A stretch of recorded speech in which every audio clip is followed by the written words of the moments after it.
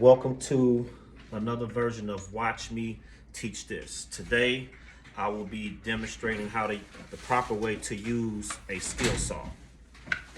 With my personal favorite skill saw, the Milwaukee 7 1/4 inch skill saw.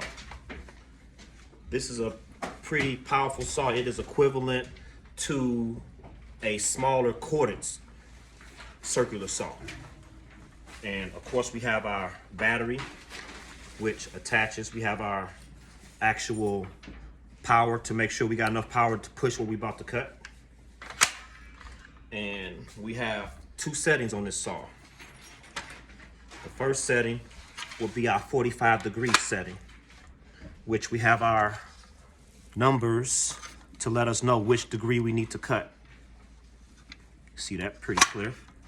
Tighten that up. And we have our main important setting, which will be the plunge adjustment, which this is the very and most important part of this saw.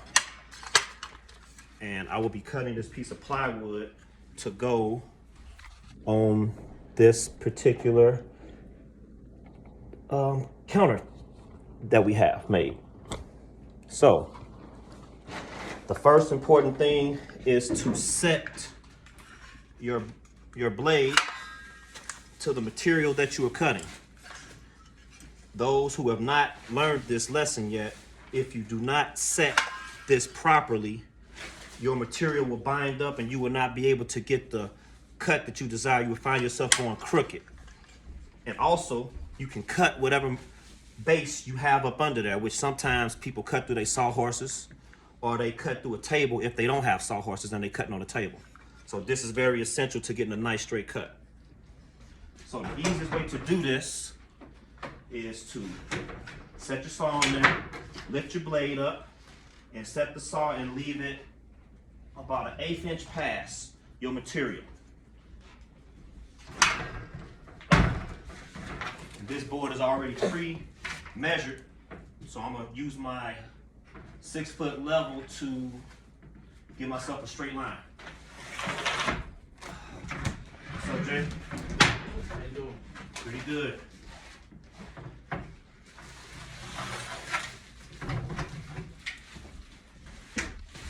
So now we have our straight line. This saw actually has a safety on it, which is this button right here. You will not be able to engage this saw unless you hit the safety. Now we're ready to cut.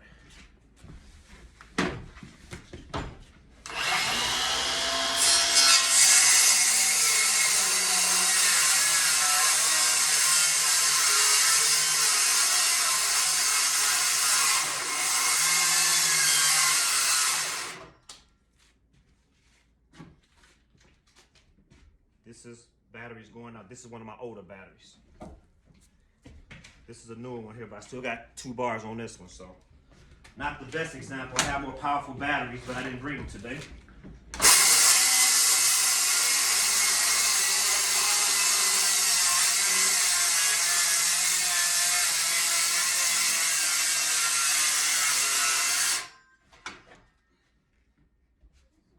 I'm gonna cut from the other end.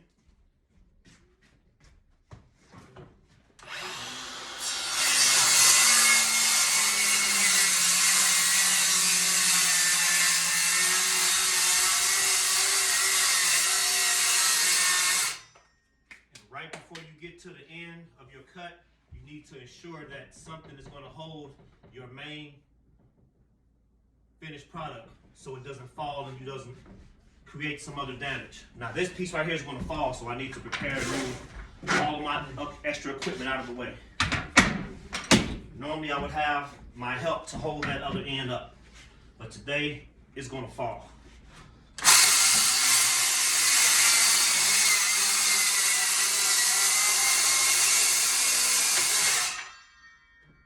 Stay.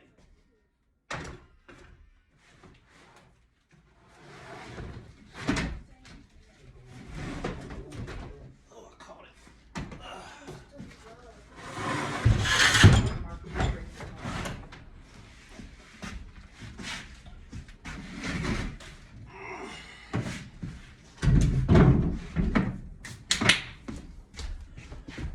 I'm gonna move over and I'm gonna measure this out 2 inches on each side.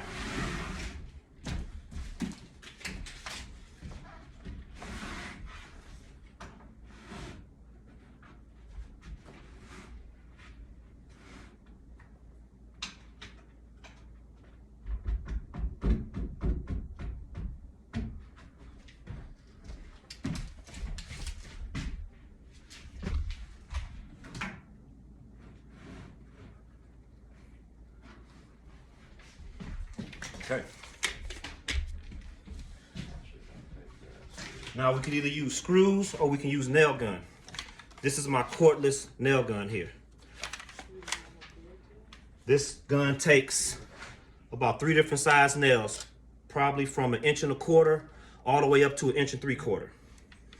And this is my 1 1/4 inch regular framing nail. Load it in from the bottom. Make sure it goes the same direction as which the gun is shaped. A lot of people try to put it in like that, not gonna work.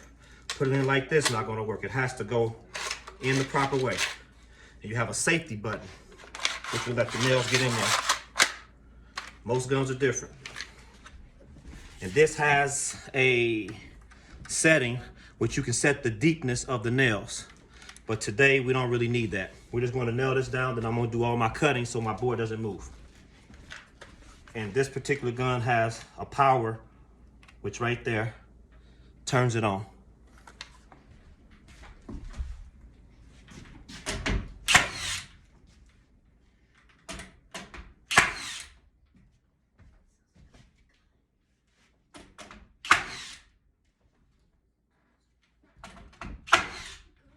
All right, our table is nice and secure now.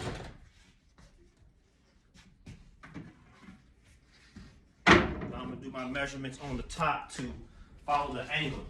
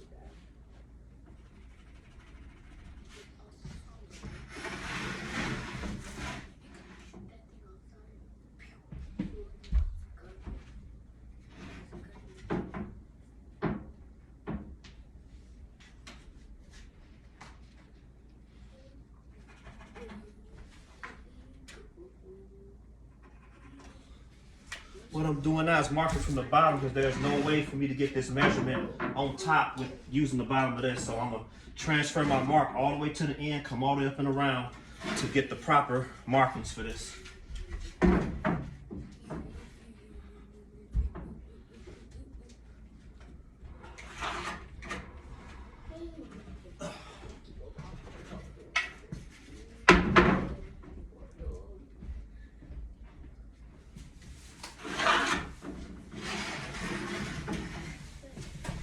Same thing here. Go up under the bottom, transfer that mark all the way up, down, and around.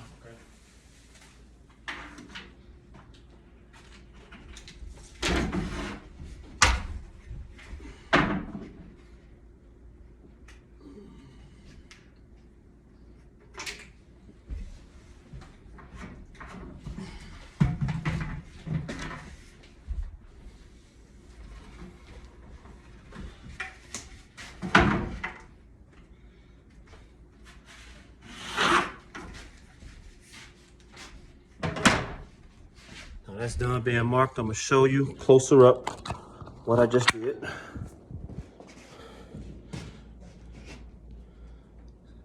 These are my marks. And Normally when you're cutting, just in case you don't lose track, you normally do X marks the spot. That means the X is what you cut off. That's what's gonna hit the floor. So now you see this is a different shape, but this will be the same template when the real countertop comes in. This is just temporary.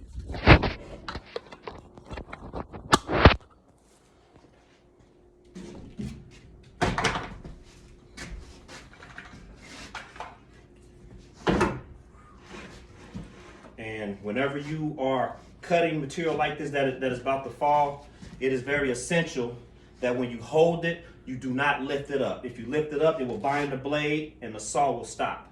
You have to let it gently fall into your hand and catch it, or that's mainly for the person that will be helping you.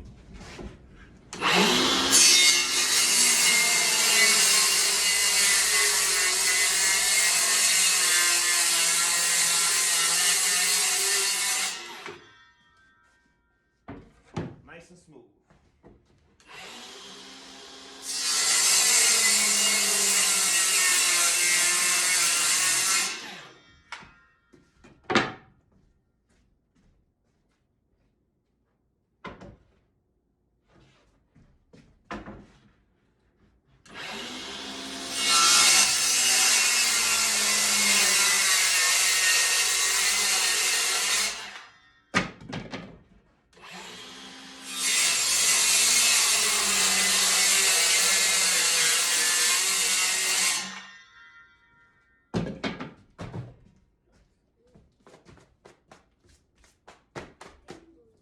Right. That is a complete cut, temporary, but this will be the shape. I got one more thing to do.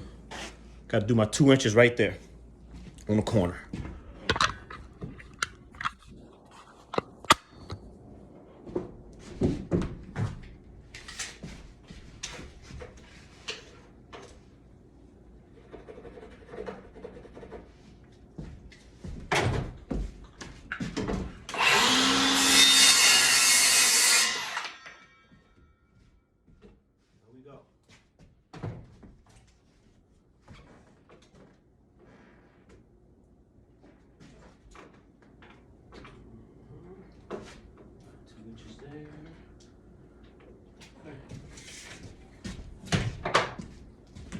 That is the conclusion of this particular video here. So hope you learned something and be ready for the next video. Watch me teach this. Thank you.